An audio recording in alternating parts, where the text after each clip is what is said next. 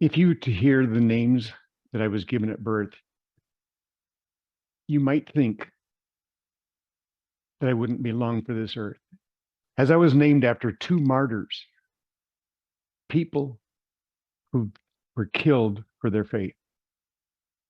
Stephen was born in a place where his very words caused people to pick up a bunch of rocks, throw them at him, injuring and finally killing him. My middle name is Nathaniel. I was named after a friend of my dad's. Nathaniel, or Nate Saint, was a martyr in January of 1956. Both Nate and my dad were pilots. Their job was to take supplies and people throughout Peru and Ecuador.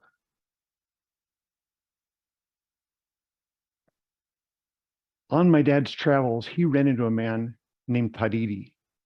He had been a legendary warrior, not only for his people, the Chapras, but was well known throughout southern Peru. But a couple of ladies came from the United States to visit their tribe. And as he didn't view them as a threat, he allowed them to live there and teach their new teachings. Tariri embraced these new teachings from the Bible. It changed his life, and he now learned to live at peace with his neighbors. Nate Saint and four other men had a similar mission for a tribe in Ecuador. That tribe had a reputation for being so vicious that the Quichuans, which I'll talk about in a moment, called them the Aucas, meaning savages.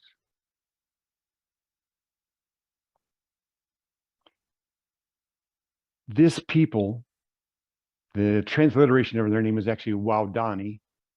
They were so isolated and they viewed all outsiders as being cannibals, so they viciously attacked and killed each one, including a couple of employees of the Shell Oil Company.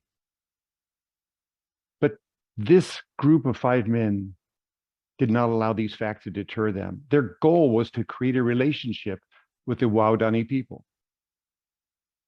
They thought, maybe if we give them gifts, we'll be able to begin a relationship. But how do you give a gift to someone whose very sight of you triggered them to attack you? Nate Saint came up with an idea, and he developed it working with my dad, where they would drop a bucket out of an airplane tied to a rope, with the airplane circling in a tight pattern, and the bucket would drop smoothly to the ground. It was at this time that my parents, my 3 siblings, and me in my mother's womb were scheduled to return to the States for a furlough. Due to other circumstances, we actually never returned. But it was at this time in October of 1955 when they made the first successful drop to the Waodani people. In that first bucket were some buttons and some rock salt. Basic items to us, but items to which they had no access.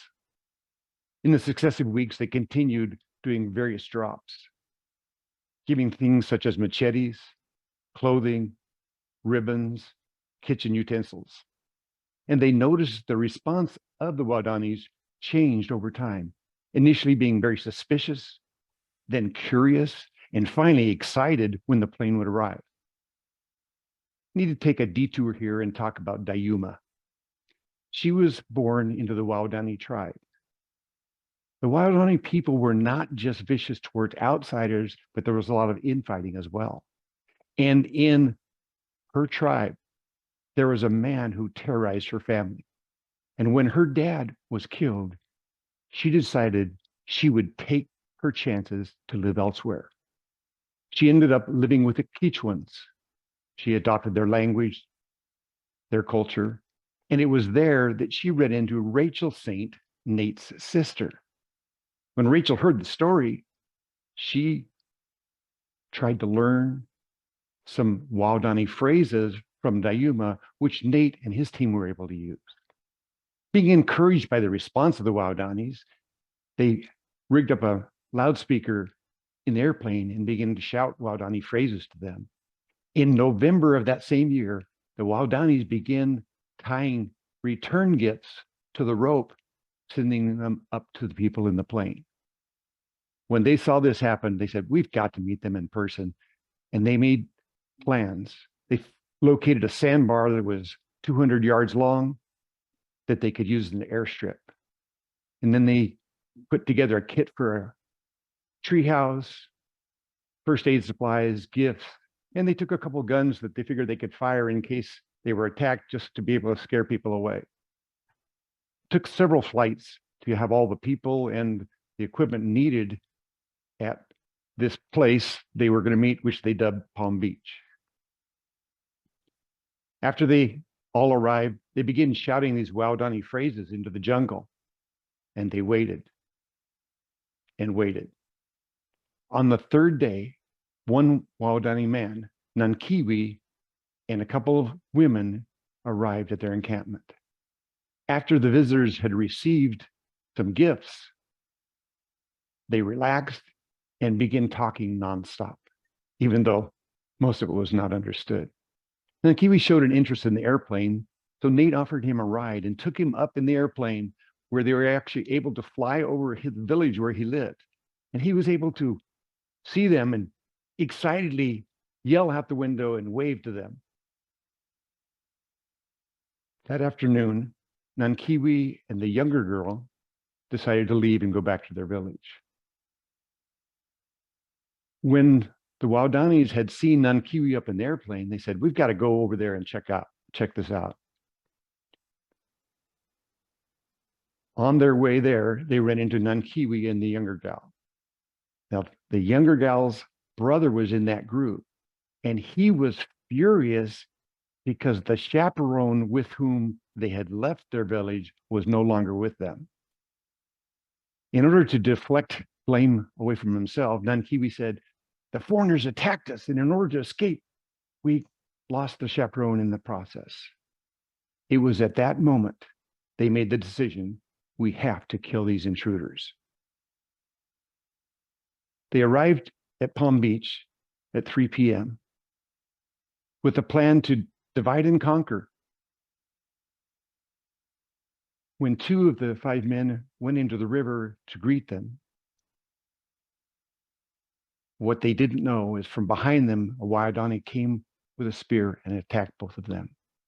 And then the Waodanis focused on those that were still on the beach, first spearing Nate, and then one who went to help him, and finally one who had arrived at the airplane to report the situation. All 5 of them were killed.